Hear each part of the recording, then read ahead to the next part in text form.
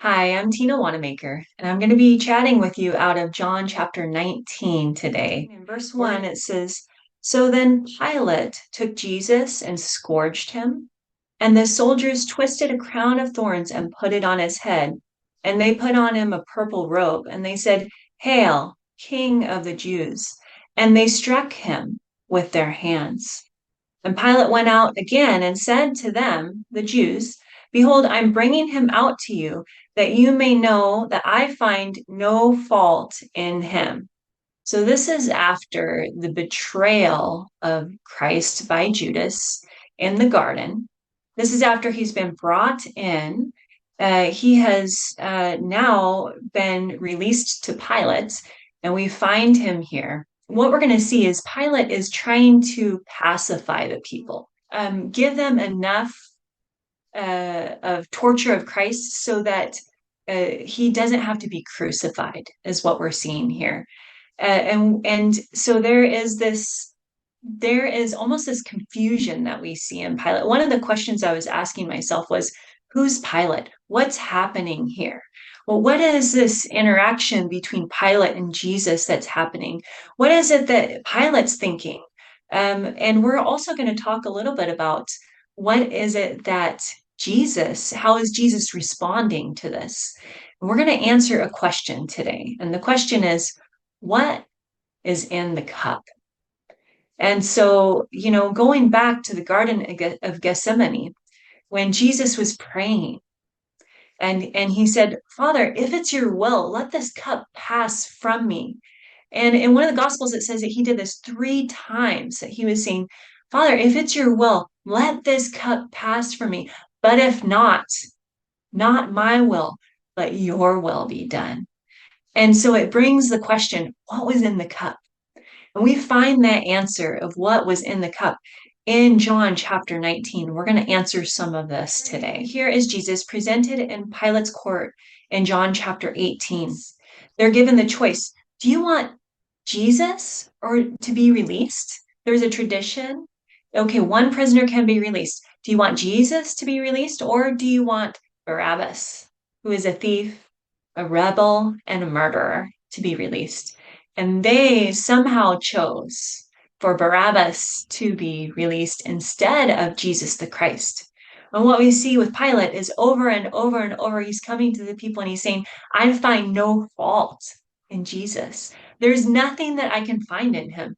There's nothing that I can determine that he has done that would bring him to this point of let alone receiving a scourging, but further than that, receiving crucifixion.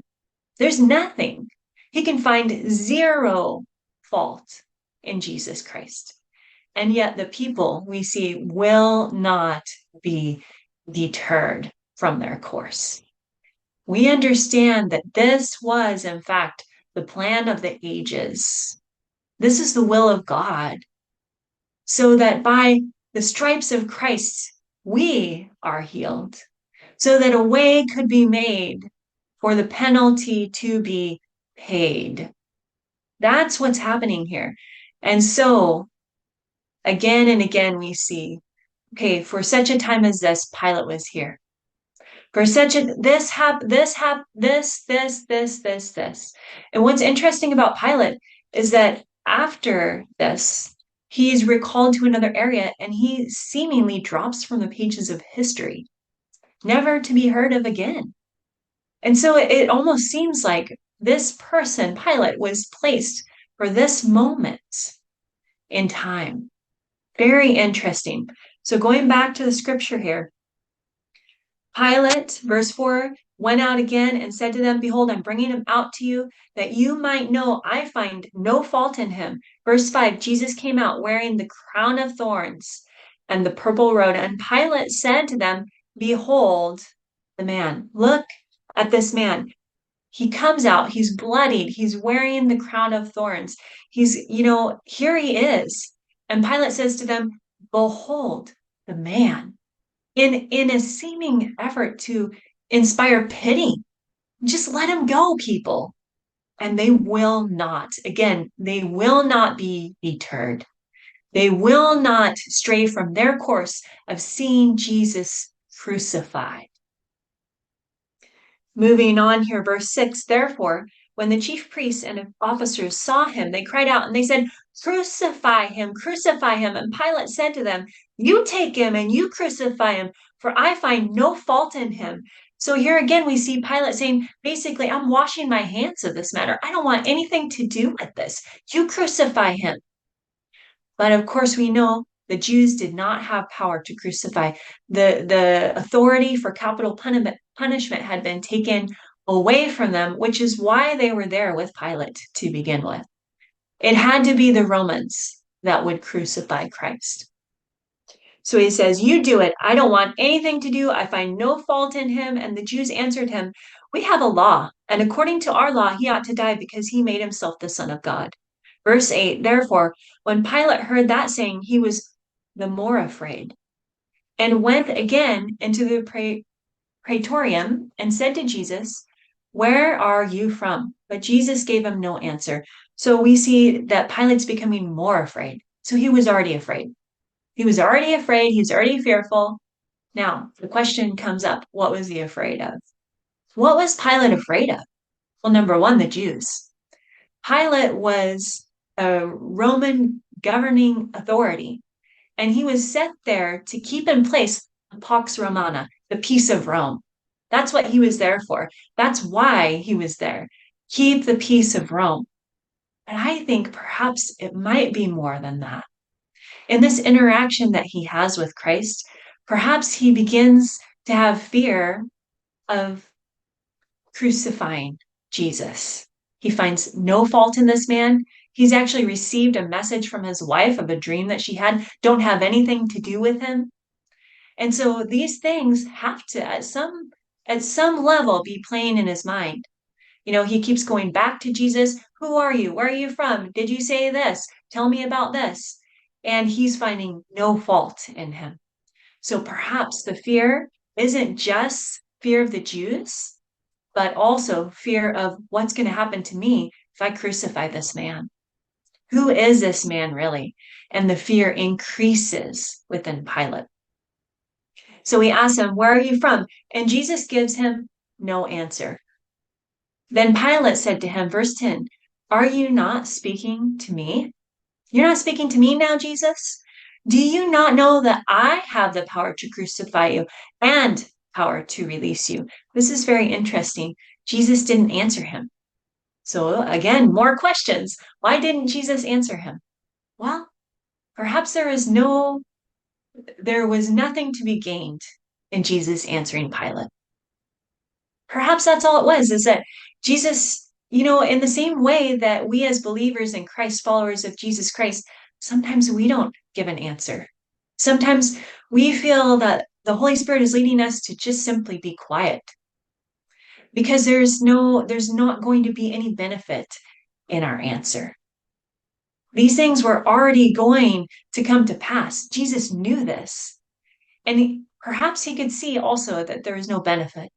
Pilate was perhaps seeing all of these things. He was understanding them, but he was still choosing his course as well. So then he says, don't you know, Jesus, I'm the one who has the power over your life or your death. And so here's Pilate, a man who has been well used to having power, control, authority. And he thinks that he has the power over the life of Christ. He has no idea who he is dealing with. He doesn't understand who Jesus the Christ is. Again, when Jesus came, he didn't meet the expectations of the people. They were expecting a Jewish king to come on the political scene. Even the disciples didn't understand. They didn't understand. And perhaps in the same way, Pilate also was misunderstanding. So Jesus was misunderstood yet again. Here it is again. Pilate was thinking maybe he is a king and he's going to come on the political scene and I have the power over life and death. We're going to see what Jesus says here next. Jesus answers, verse 11, you could have no power at all against me unless it had been given you from above. You could have no power at all against me unless it had been given you from above. So Jesus is saying, there's a higher authority than you, Pilate. There's a higher authority than you. And any power that you have comes from his hand, is what he's saying. And then he says this, therefore, the one who delivered me to you has a greater sin. So, in essence, what Jesus is saying to Pilate is what you're doing is sin. What you're doing is sin. He's calling Pilate on the carpet, if we want to put it like that. And so Pilate now is aware, fully aware. Hey, this is sin, what I'm doing. So let's look at what Pilate's response is now. It says, verse 12, from then on, Pilate sought to release him. He's like, get him out of here. But the Jews cried out, saying, if you let this man go, you are not Caesar's friend. Whoever makes himself a king speaks against Caesar. The Jews knew what to say. They knew where to hit that ball in that ballpark. They knew what strings to pull to see their will accomplished. And so in essence, what they were saying is, you're not going to be a friend of Caesar if you don't crucify him. And in essence, what they're saying is, we're going to rat you out. We're going to tell on you. And so this is another level. This is a deeper level. So Pilate wanted to release Jesus. We can see that pretty clearly here for different reasons. But we also know that he did not do that. Verse 13, when Pilate therefore heard that saying, he brought Jesus out and sat down in the judgment seat in the place that is called the pavement, but in Hebrew, Gabbatha. Now it was the preparation day of the Passover, and about the 6th hour. And he said to the Jews, behold, your king. But they cried out, away with him, crucify him. Pilate said to them, shall I crucify your king? The chief priests answered, we have no king but Caesar. So he delivered him to them to be crucified. Then they took Jesus and led him away. It's at this point where they begin to bring in Caesar that Pilate gives up. And he basically releases Jesus to their will. He's like, well, there's nothing else I can do here. I'm not getting involved with anything to do with Caesar. He was trying to protect his position of power, in essence, is what he was trying to do. Which it's very interesting because we mentioned earlier that after this, he was recalled to another area and he falls off the pages of history. So it seems that the very thing that he was trying to protect, he ended up losing anyways. That's very interesting to know. So he's saying to them, shall I crucify your king? And the chief priests answered and said, we have no king but Caesar. This is interesting as well because the Jewish people are putting themselves directly under the authority of Caesar, which they hated that rule. They didn't want to be under that authority. And so it's very interesting that now they're saying, oh, we come under the authority of Caesar. We have no king but Caesar. We see what happens. We know the destruction of Jerusalem comes in 70 AD. And so something follows this placing themselves under the authority of the Roman government in order to get their way. Jesus challenged them in so many ways. He challenged their thinking. He challenged their religious ideals. He shook them up. He just shook them up. And, he's still doing that today. He's still bringing people to a place of decision.